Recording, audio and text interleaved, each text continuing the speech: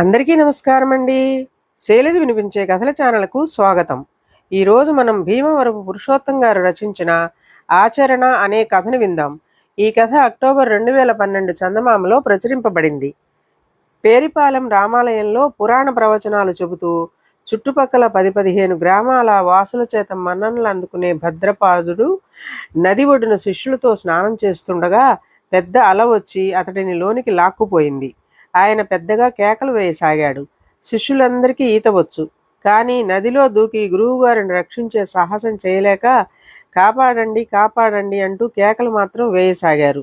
అదాట్న పోతున్న జాలని మంగయ్య భద్రపాదుడి అవస్థ చూసి మరేం ఆలోచించకుండా ప్రాణాలకు తెగించి నదిలో దూకి అతి కష్టం మీద ఆయన్ని పడేశాడు. శిష్యులంతా మంగయ్యను చుట్టుముట్టి, నువ్వు కాపాడింది ఎంత గొప్ప వ్యక్తినో తెలుసా అంటూ గురువుగారి గొప్పతనం గురించి ఏకరువు పెట్టసాగారు.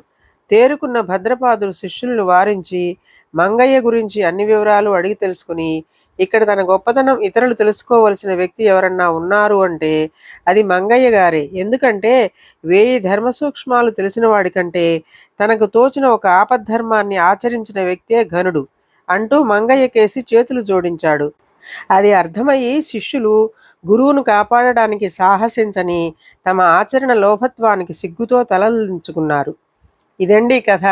ఈ కథ మీకు నచ్చినట్లయితే లైక్ చేయండి, షేర్ చేయండి, కామెంట్ చేయండి, సబ్స్క్రైబ్ చేసుకొని నన్ను ఎంకరేజ్ చేయండి. నమస్కారం అండి.